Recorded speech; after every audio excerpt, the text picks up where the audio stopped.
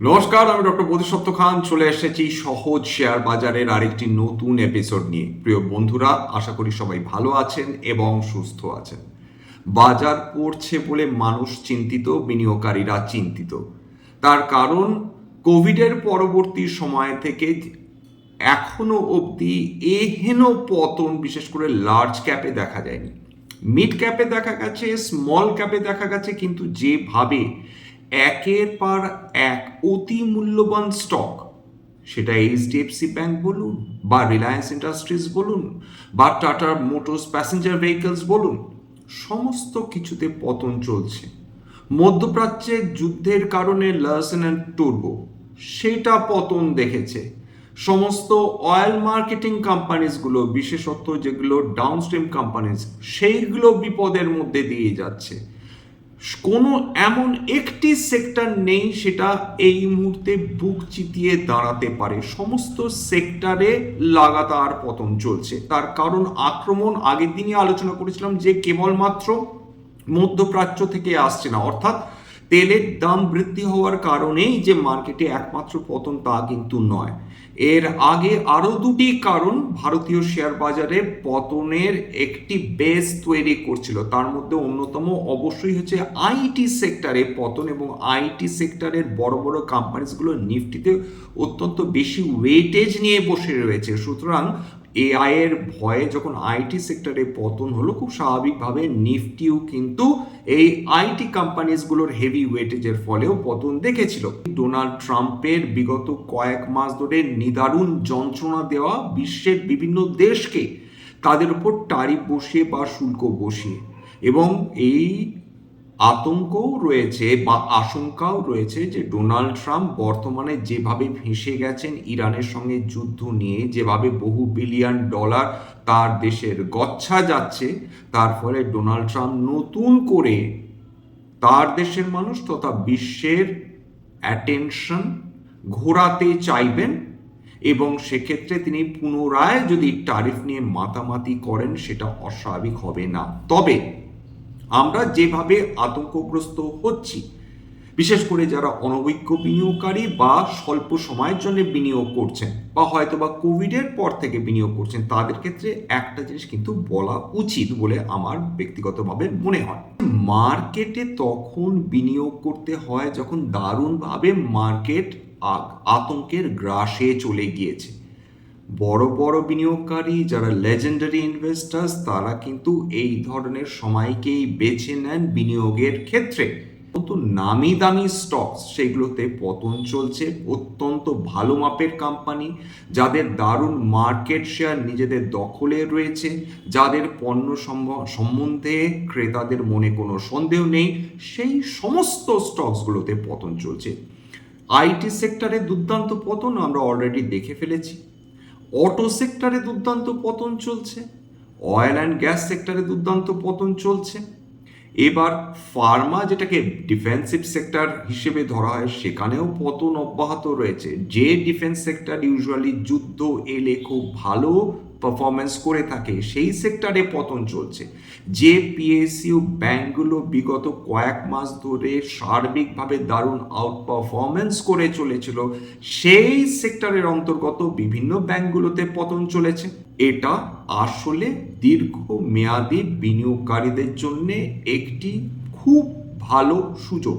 দেখুন, আমরা যদি মার্কেটে সর্বকালীন উচ্চতায় বিনিয়োগ করি, সেক্ষেত্রে আমাদের রিটার্ন কি দুর্দান্ত আসবে? উত্তর হচ্ছে সেটা আসার সম্ভাবনা দারুণভাবে কমে যায়, কারণ সেই সময় বিভিন্ন স্টকস এক্সপেন্সিভ ভ্যালুয়েশনে ট্রেড করে।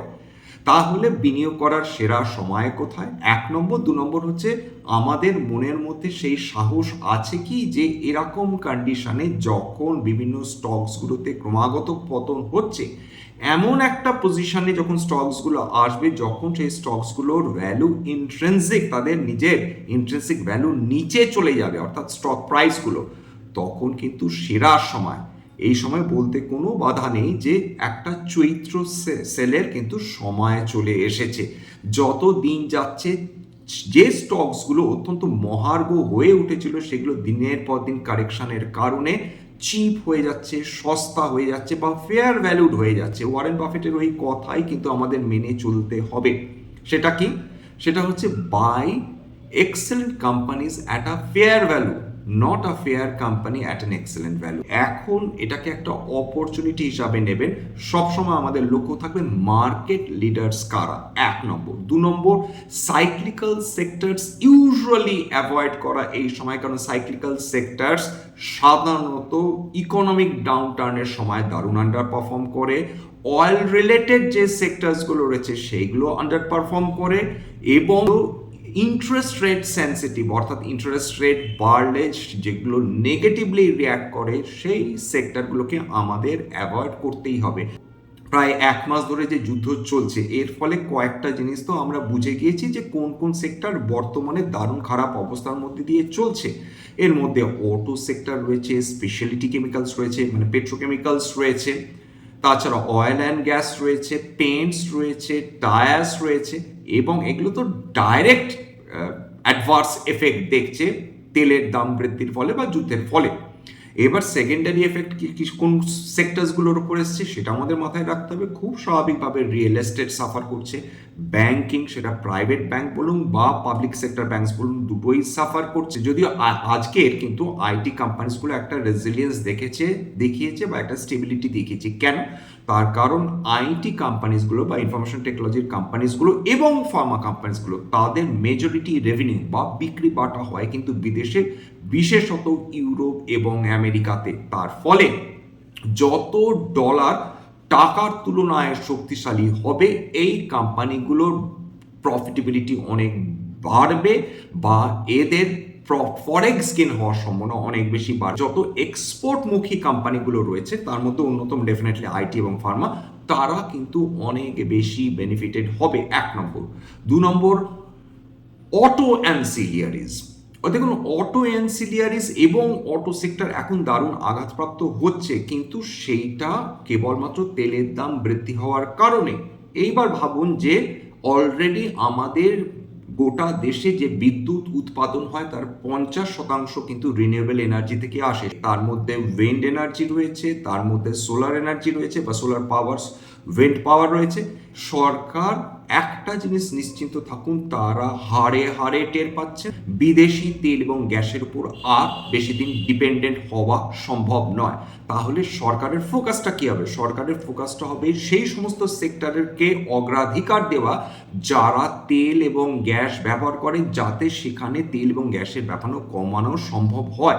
এরকম কি আমাদের ক্ষেত্রে সম্ভবপর? উত্তর হচ্ছে হ্যাঁ, অটো সেক্টরের ক্ষেত্রে এটা সম্ভবপর, কিন্তু সরকারকে সেক্ষেত্রে সাবসিডি, ভর্তুকি, প্রোডাকশন লিঙ্কড ইনসেন্টিভ স্কিম কিন্তু কন্টিনিউয়াস চালিয়ে যেতে হবে যতদিন না অটো সেক্টর তারা সম্পূর্ণ ট্রানজিশন করছে অয়েল অ্যান্ড গ্যাস থেকে ইলেকট্রিক ভেহিকেলসের প্রতি। সুতরাং ইভিজ কিন্তু আমাদের সরকারের নজরে থাকবে, রিনিউয়েবল এনার্জি কিন্তু আমাদের সরকারের নজরে থাকবে। এই দুটো সেক্টরের উপর ফোকাস আমাদের থাকবে।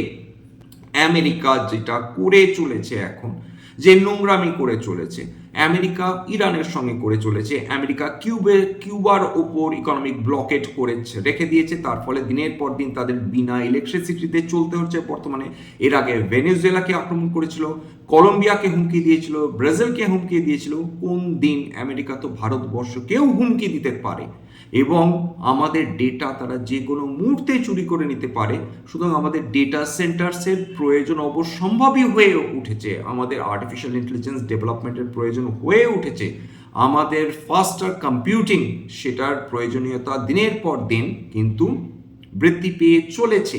এছাড়া ভারতবর্ষ এটাও বুঝতে পারছে যে আমরা চারিদিকে শত্রু পরিবৃত, সুতরাং আমাদের ডিফেন্স আরও শক্তিশালী করতে হবে। এবং আমাদের ডিফেন্সে আজকের দিন সরকার কিন্তু নতুন করে কয়েক লক্ষ কোটি টাকা তারা স্যাংশন করেছেন, অর্থাৎ ডিফেন্স সেক্টরকে সরকার নজর না দিয়ে পারবেন না। Defence, renewable energy, electric vehicles, data centres এবং সেমিকন্ডাক্টরস, এই সেক্টরগুলো আমাদের ভবিষ্যতের সেক্টর। বর্তমানে যেটা হচ্ছে সেগুলো কিন্তু ওল্ড বিজনেসের সঙ্গে হচ্ছে, সুতরাং নিউ বিজনেসেস কিন্তু এইগুলো, এখন যে ডিসরাপশন দেখছেন সেগুলো পুরনো ধরনের বিজনেস ওল্ড মডেল বিজনেসের ওপর হচ্ছে, এবং এই বিজনেসে যে আঘাতগুলো আসছে তার ফলে আমাদের ট্রানজিশন করতেই হবে। লং টার্মের কথা যদি চিন্তা করি তাহলে এই সেক্টরগুলো নিঃসন্দেহে অত্যন্ত গুরুত্বপূর্ণ ভারতবর্ষের অগ্রগতির জন্য। যদি এই সেক্টরগুলো উন্নতি করে সেক্ষেত্রে পাওয়ার ফিন্যান্সিং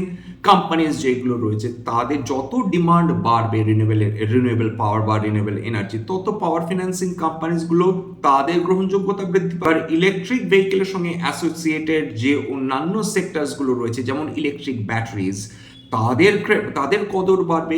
রিনিউয়েবল এনার্জির সঙ্গে যে অন্যান্য সেক্টরগুলো জুড়ে রয়েছে তার মধ্যে battery energy storage system base, অর্থাৎ যারা এই ধরনের ইলেকট্রিক স্টোরেজ ব্যাটারিজ তৈরি করছে, এবং ছোট ছোট ব্যাটারিজ না, হিউজ জায়ান্ট ব্যাটারিজ, তাদের কদর বৃদ্ধি পাবে। তবে না ভারতবর্ষ ফরওয়ার্ড মুখিং হবে। ওল্ড বিজনেসের প্রতি শ্রদ্ধা রেখেই বলছি যে ওল্ড বিজনেসেস তারা কিন্তু ভীষণ প্রোন এবং ভীষণ সাসেপ্টেবল। তার কারণ তারা ইন্টারেস্ট রেট ডিপেন্ডেন্ট, তারা এক্সপোর্ট ডিপেন্ডেন্ট আমাদের হতেই হবে আলটিমেটলি, কিন্তু আপাতত তারা ধাক্কা খাচ্ছে। এবং ইম্পোর্ট, বিশেষ করে এনার্জি ইম্পোর্টের ওপর আমরা এতখানি ডিপেন্ডেন্ট, তার ফলে প্রত্যেক দিন আমরা এখন ধাক্কা খেয়ে চলেছি। এই বর্তমানে যেটা অবস্থা চলছে এটা বেশি দিন চলতে পারে না। তার কারণ খুব স্বাভাবিক। 1 নম্বর, ডোনাল্ড ট্রাম্প মারাত্মক চাপে থাকবেন। কেন?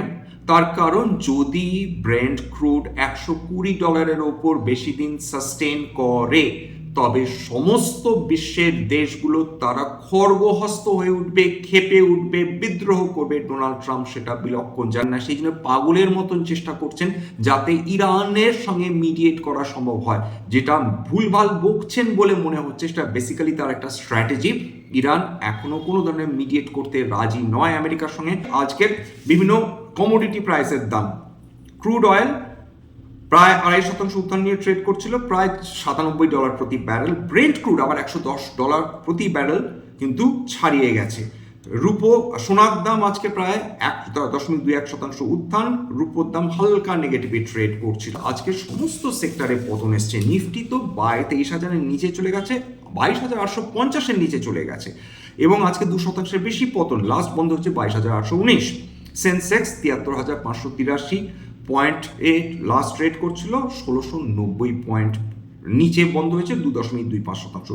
নিফটি ব্যাংক প্রায় 3.5% পতন, নিফটি অটো 3.5% পতন, বিএসসি ক্যাপিটাল গুডস প্রায় 2.25% পতন, বিএসসি কনজিউমার ডিউরেবলস প্রায় 2.5% পতন, বিএসসি মেটালস প্রায় 2.5% পতন। অর্থাৎ সমস্ত সেক্টরে পতন লাগাতার এসেছে। কিন্তু আবার বলছি যে এই যে পতন এসছে এইটা কিন্তু আমাদের কাছে একটা বড় সুযোগ। যারা ভীষণ টেনশনের মধ্যে রয়েছেন, বেস্ট উপায় কি জানেন?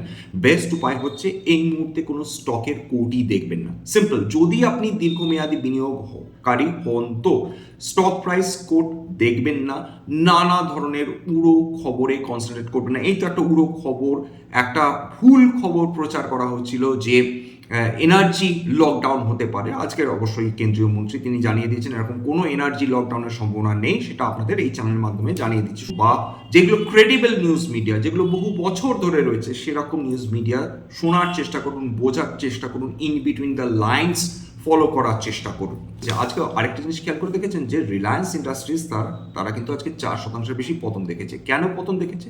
তার কারণ এর আগে বহুবার বলেছি যে রিলায়েন্স ইন্ডাস্ট্রিজ একই সঙ্গে ডাউনস্ট্রিম কোম্পানিজও বটে, আবার আপস্ট্রিম কোম্পানিও বটে। তার মানে রিলায়েন্সের নিজস্ব তেল ভান্ডার রয়েছে, সে তেল উত্তোলন করে এবং তেল শোধন করে সে বিক্রি করে। মূলত সে যখন ডাউনস্ট্রিম কোম্পানি হিসেবে অ্যাক্ট করে বা ফাংশন করে, তখন কিন্তু সে যে তেলটা শোধন করে তার জামনগর রিফাইনারিতে, সেইটা কিন্তু সে তেল শোধন করে ইউরোপীয় দেশগুলোকে বিক্রি করে অনেক প্রফিট নিয়ে।